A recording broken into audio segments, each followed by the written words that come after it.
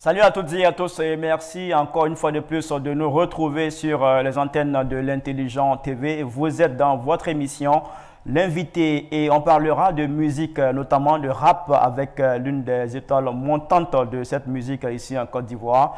J'ai nommé XM à l'état civil Fofana Ismaël. Bonjour. Bonjour. Merci d'avoir accepté l'invitation de l'Intelligent TV. Comment vous allez? Très bien. En fait, le merci est à vous.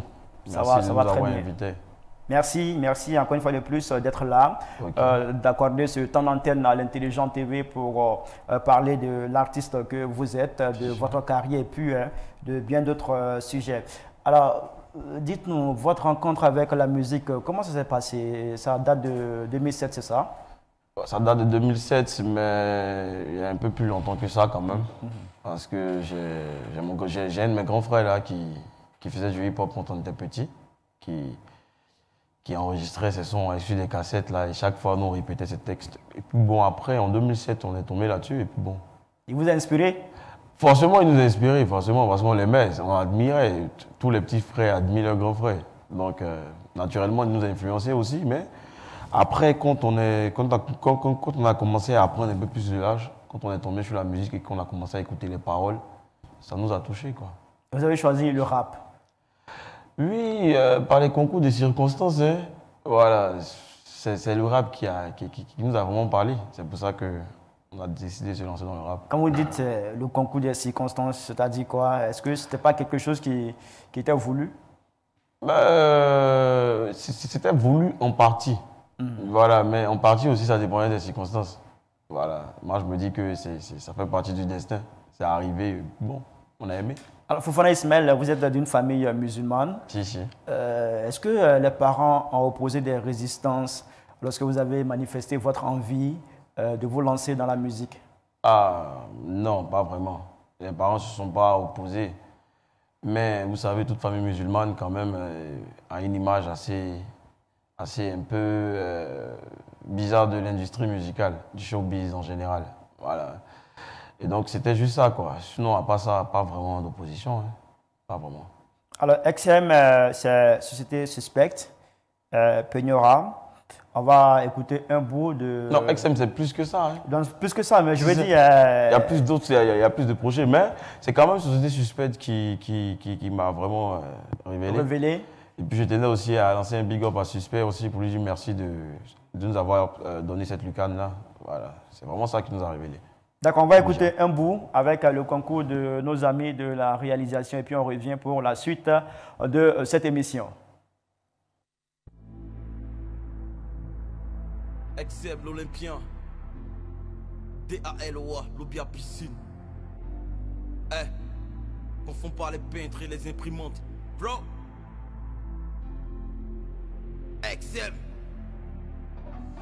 Les inégalités sociales engendrent assez de mots. La mauvaise répartition des richesses produit des morts. Personne n'ose en parler de peur d'aller en tôle. Plus cher une balai, c'est exemple pour ceux qui auront l'intention de briller la gorge. Le FPI allié au RAGP, c'est suspect. Ne parle pas d'Afin Guessan, il est suspect. L'opposition s'unit que pour des élections. Ils n'ont que faire du taux actuel d'inflation. Société suspecte.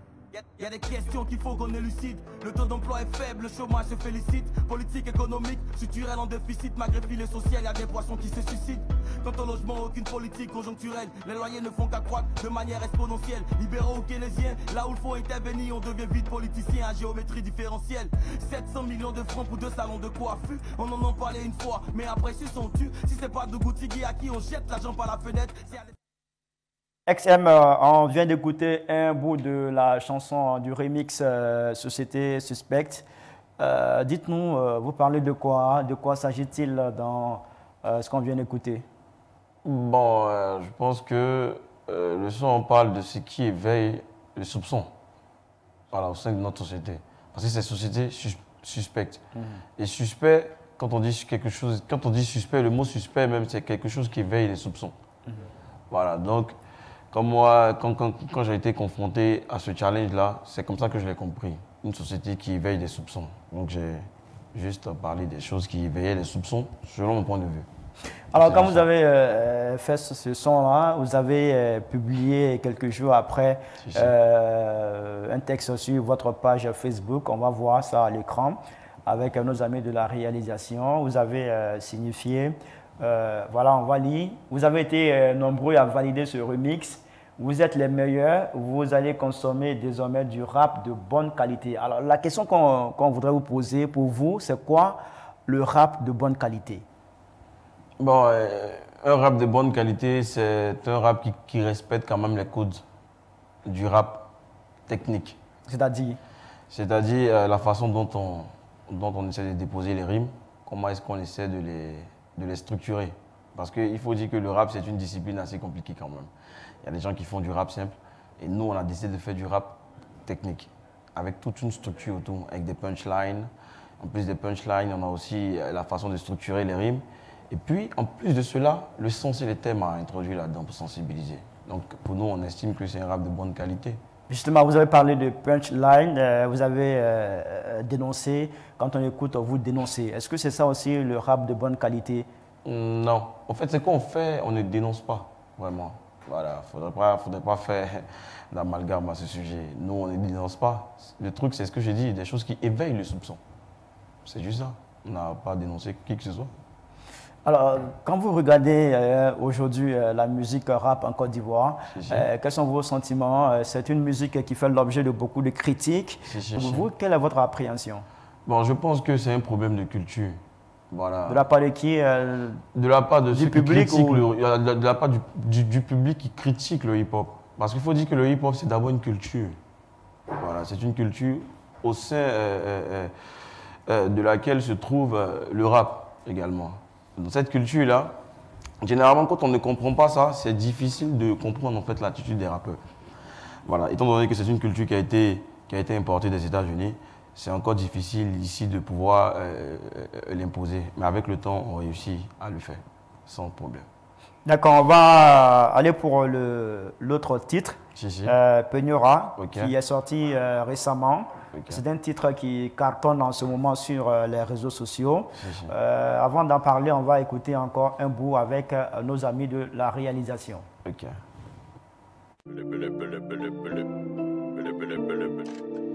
こんにちは、生産中のデイスです。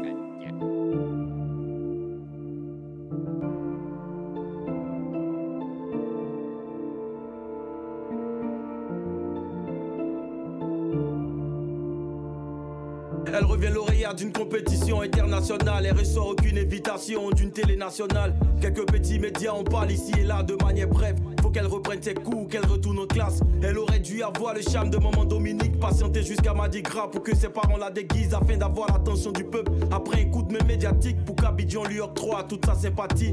Peut-être que si un balai avait serré son cou, un élan de solidarité aurait payé une partie de ses coûts. Si elle avait le buzz à Dougoutigui, peut-être qu'on lui donnerait 25 millions de francs d'ono, 1 milliard par jour. Peut-être que Poncho a raison, peut-être que Lopez Dalo a raison. Elle doit ramper devant le roi 12-12. Pour quelle raison cet ministre irait l'accueillir à l'aéroport si c'est pas les Yassé qui lui ont payé la couche? La ministre mariée tout fait des efforts, mais n'empêche que le maître d'école n'est toujours pas valorisé.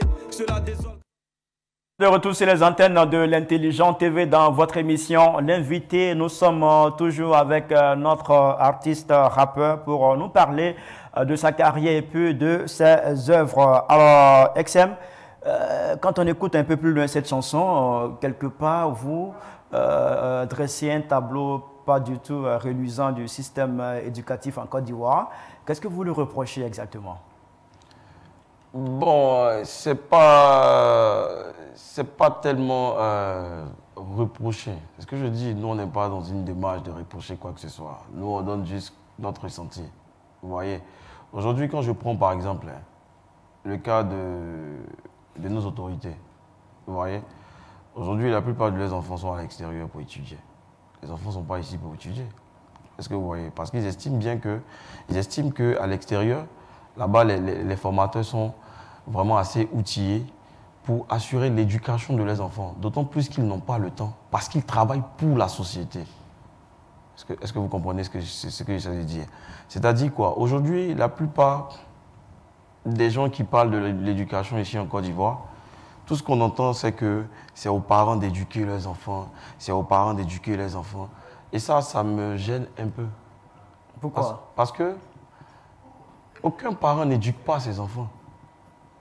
Tous les parents éduquent leurs enfants. Mais après, l'éducation qu'ils reçoivent de leurs parents, ces enfants-là sont confrontés à la société en vrai. Et la société aussi est en partie responsable aussi. Donc, il y a l'éducation que l'enfant reçoit de chez ses parents et il y a l'éducation qu'il reçoit de la société. Donc, pour cela, il faudrait bien que on puisse attirer l'attention de nos autorités afin que le système éducatif puisse mettre l'accent sur vraiment les valeurs enseignées. Parce qu'on ne peut pas toujours attendre des parents.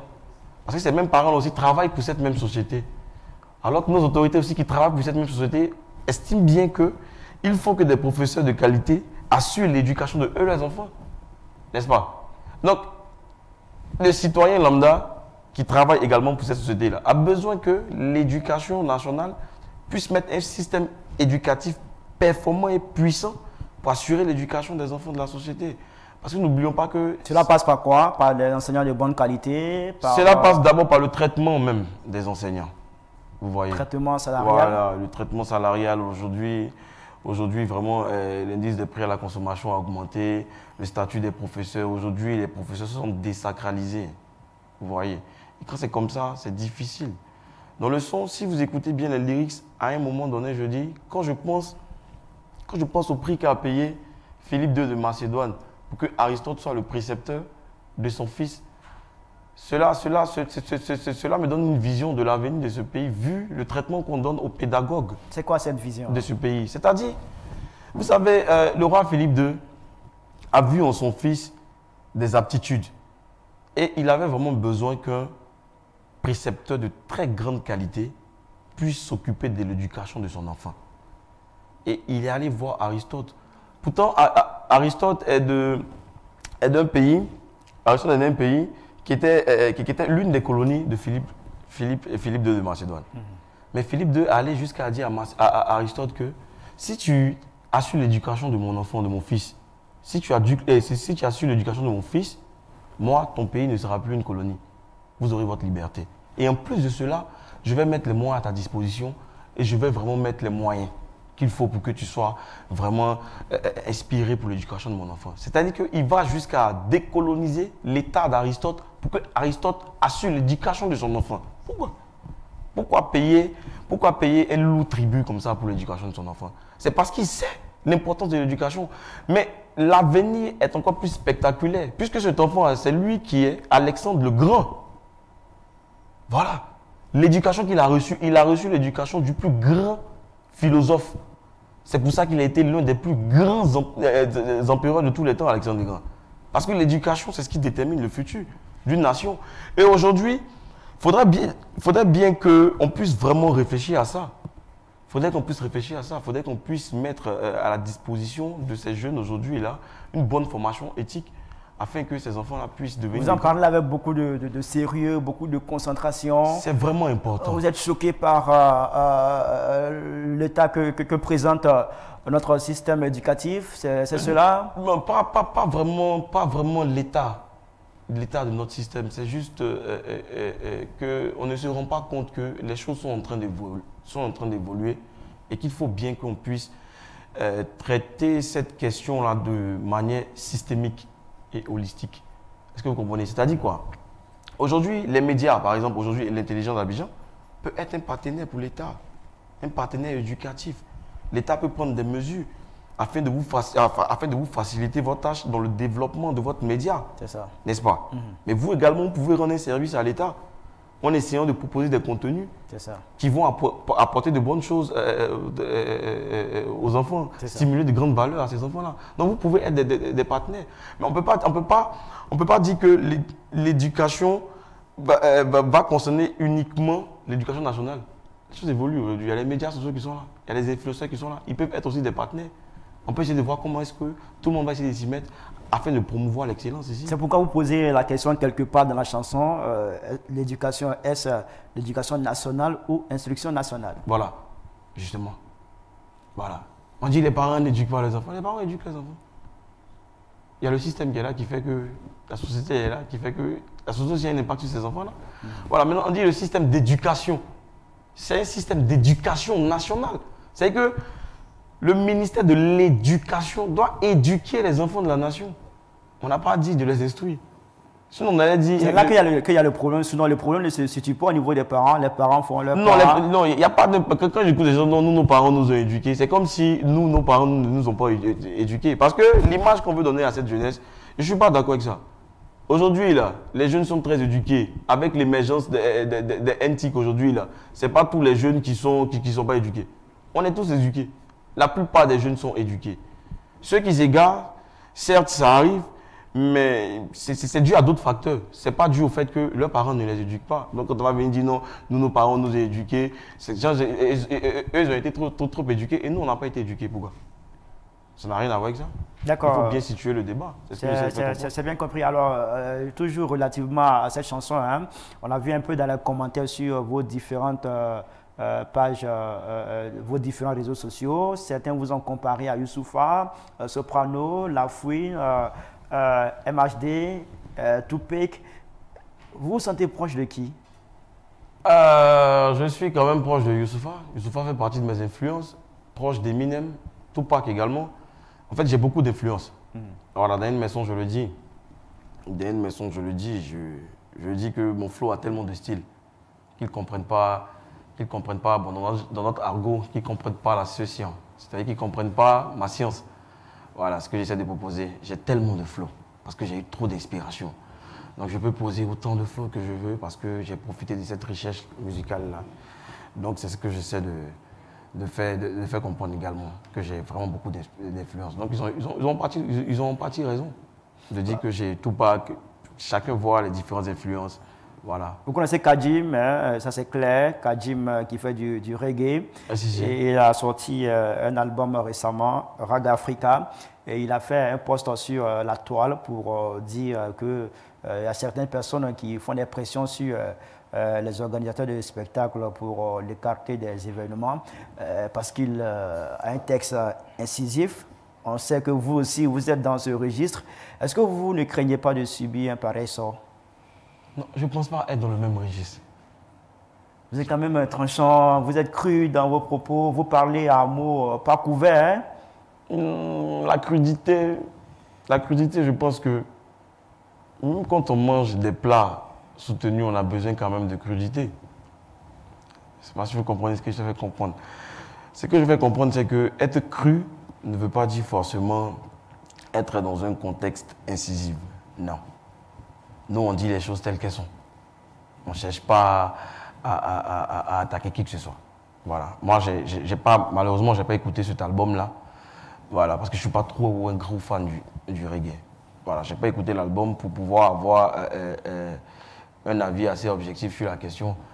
Voilà, donc bon, si c'est ce qu'il a dit. Voilà, mais bon, moi, je n'ai pas d'instrument pour vérifier ce qu'il a dit. Je n'ai pas écouté l'album pour avoir vraiment un point de vue assez objectif. Est-ce que vous arrivez un jour d'être refoulé quelque part du fait de la teneur de vos textes? Non, je ne pense pas que je serai refoulé. Au contraire, même, je serai bien accueilli. Ça a été déjà fait, je veux dire. Voilà, en fait... Est-ce que ça a été déjà fait quelque part? Qu'on me refoule? Oui. Non, c'est ce que je dis. En fait, les textes sont tellement vrais. Les textes sont tellement vrais, il n'y a pas d'attaque. On n'a pas refusé d'accepter, de vous accepter à un événement pour une prestation du fait de vos textes. Non, moi je pense qu'on est tous des citoyens ivoiriens. Et pour un citoyen ivoirien qui est vraiment pour la patrie, quand il écoute mes textes et qu'il lit les lyrics, il sait qu'il ne peut pas s'opposer à ça. Récemment en Côte d'Ivoire, on a connu une hausse du prix de l'électricité. Quel est le regard de l'artiste que vous êtes sur cette situation? Nous sommes dans un contexte d'inflation. Qu'est-ce que vous en pensez? Bon, l'inflation, je pense que quand on parle d'inflation, on parle de baisse du pouvoir d'achat. Voilà, et puis de hausse générale et continue des prix. Voilà, il faut dire que, bon, pour la petite expérience que j'ai en tant que ex-étudiant, ou du moins plutôt toujours étudiant en économie, je sais que l'inflation a principalement trois causes. Hein. Soit par la demande, soit par les coûts, ou par la masse monétaire. Voilà, ça c'est la conception monétariste qui dit que lorsque la quantité de monnaie dans le circuit économique est supérieure à la quantité de biens, tout naturellement, les prix augmentent. Voilà, donc pour cela, il faut essayer de voir avec les instances chargées de réguler l'économie monétaire, là, d'assurer la gestion de ces prix, c'est-à-dire la fluctuation des prix. Et puis il y a également ceux qui croient que c'est par la demande que l'inflation est créée, c'est-à-dire que quand on a un marché, d'abord il faut que je vous donne une définition simple de l'économie, pour qu'on ne puisse pas se perdre. En fait, l'économie est une discipline des sciences sociales qui étudie le fonctionnement des marchés et l'impact qu'ont ces marchés-là sur le bien-être de la société. Et donc elle préconise par là des outils et des moyens à la disposition de l'État et de la Banque centrale afin de pouvoir réguler l'activité économique. Vous voyez un peu. Voilà, donc comme je le disais, c'est une discipline qui étudie le fonctionnement des marchés. Donc ceux qui croient que l'inflation est créée par la demande, qu'est-ce qu'ils disent? Ils disent que sur un marché, lorsque on a par exemple un producteur, c'est-à-dire une entreprise qui est unique sur son marché, tout naturellement, elle a un pouvoir de marché, elle peut augmenter les prix quand elle veut. Vous voyez un peu. Pour votre exemple, si vous référez à ce que je dis, vous pouvez comprendre ça aussi aisément. Oui. Parlant de la CIE, qui est actuellement seule sur le marché, qu'est-ce que vous préconisez? Vous souhaitez que d'autres... bon, je pense que c'est la solution? Non, je pense que là j'étais juste en train de donner en fait les différentes causes, parce que c'est pas la seule cause. Voilà, concernant la CIE, je me suis pas assez concentré là-dessus pour comprendre ça, mais quand j'essaie de vous faire comprendre le raisonnement économique de ce groupe-là, eux, qu'est-ce qu'ils préconisent? Ils préconisent qu'en fait, le marché soit ouvert à plusieurs entreprises qui viennent apporter les solutions.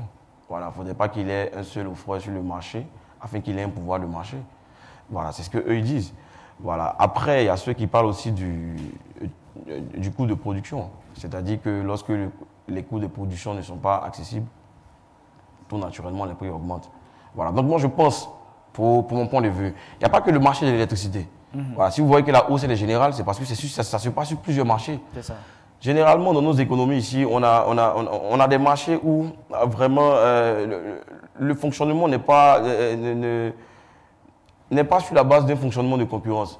Pourtant, la concurrence est un mécanisme qui me permet de réguler les prix sur le marché. Vous allez sortir bientôt un son sur ça, vous allez en parler? Bon, ça va dépendre vraiment de mes fans. Hein. Bon, peut-être qu'après l'émission, si les fans veulent que j'approfondisse, je vais approfondir. Mais là, pour le moment, je suis plus en train de parler à la jeunesse pour l'instant. Parce que je pense que nous-mêmes, à notre niveau, on a besoin de se revoir d'abord, avant de parler de ces grandes questions-là. Maintenant, s'ils estiment que ces questions-là sont importantes, ils vont m'en parler pour que je puisse essayer d'écrire là-dessus. Alors, vous n'êtes pas que rappeur, vous êtes aussi économiste. Économiste, c'est un peu trop dit. Vous avez quand même non, c'est juste un bac plus 3. C'est pas juste, c'est quand même assez, c'est énorme. Hein, un bac plus 3, c'est quand même énorme. Quand vous regardez l'économie ivoirienne, quel est votre regard? Est-ce que vous pensez que cette économie elle se porte bien? Bon, le chef de l'État, c'est un PhD, hein, c'est-à-dire que c'est un professeur. Voilà, moi je ne suis qu'un simple économiste. Mais toujours est-il qu'en économie, aucune position ne fait l'unanimité. C'est-à-dire que, qu'importe les plans de politique économique, il y a toujours des limites. Vous voyez un peu. Voilà. D'autant plus qu'en économie, la plupart des courants ont été vus de différents angles. Voilà. On a le courant des keynésiens qui a été créé par un fonctionnaire d'État qui voyait l'économie de son point de vue en tant que fonctionnaire d'État qui pensait à réguler l'activité économique. On a eu ensuite les classiques, c'est-à-dire les Smiths et autres là qui ont vu l'économie sur l'angle de la liberté d'entreprendre. On a également Karl Marx qui a vu l'économie sur l'angle de la révolution. Et après, je crois qu'on a aussi l'angle des comment on dit ça, Schumpeter. Eux, vraiment, on les appelle les hérétiques de l'économie. Voilà, donc, vous voyez que l'économie est vue de différents angles. Voilà, donc, qu'importe la politique économique, elle est quand même critiquable. Voilà, mais je dis juste que en matière d'économie, je pense que lui, c'est un professeur.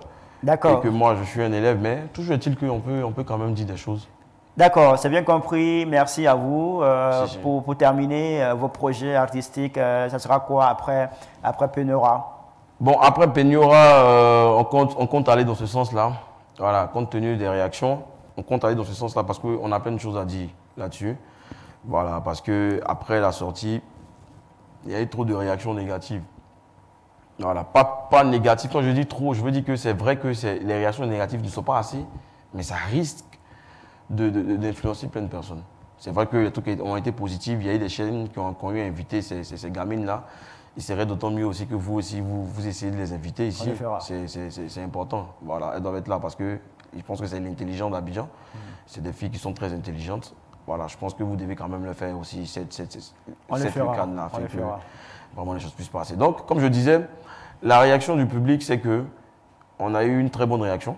Les gens ont beaucoup regardé sur les réseaux sociaux, mais il y a eu quelques individus là qui sont venus dire non, que quand on essaie de faire la promotion de l'excellence, les gens ne regardent pas. Pourtant, ce n'est pas vrai. Voilà, pour qu'on écoute l'excellence, il faut que les promotions continuent et continuent. Dieu merci, vous êtes là. Je pense que si vous faites ça, ça va encore inspirer d'autres médias à le faire. Comme je l'ai dit, aujourd'hui, là, vous devez être quand même des partenaires éducatifs. Voilà. Peut-être que si l'État n'arrive pas à voir cet angle-là, on va essayer de sensibiliser l'État à regarder cet angle-là. Mais avant, en tant qu'artiste, nous aussi, on va vous approcher aussi pour vous dire que vous pouvez être aussi nos partenaires, à nous aider aussi dans cette lutte-là, afin de donner la possibilité à ces jeunes Ivoiriens-là d'avoir vraiment l'amour de l'excellence. Merci beaucoup. Nous avons fini. Un dernier mot rapidement et puis on va se dire au revoir. Ok, d'abord, je tenais vraiment à vous dire merci pour l'invitation. Ça a été vraiment un réel plaisir. C'est à nous le merci.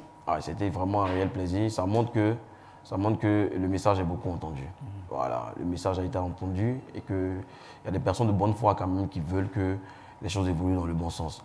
Pas dans le sens nécessairement de critiquer qui que ce soit, mais dans le sens de proposer. Voilà, parce que nous, on est là pour proposer. On propose nos idées, on propose nos solutions. Voilà, et vous êtes là pour nous aider dans ce sens-là. Et vraiment, on vous dit merci. En tout cas, merci à vous pour vos propositions, pour vos solutions. Elles sont très bonnes. Je pense qu'on sera toujours là pour promouvoir tout ce qui est bon sur les antennes de l'Intelligent TV. Merci à vous, XM. Merci d'avoir accepté notre invitation. Merci d'être passé sur notre plateau pour répondre à nos questions. Merci infiniment à toutes et à tous d'avoir suivi cette émission. À très bientôt sur nos antennes pour un autre numéro. D'ici là, portez-vous bien. Au revoir.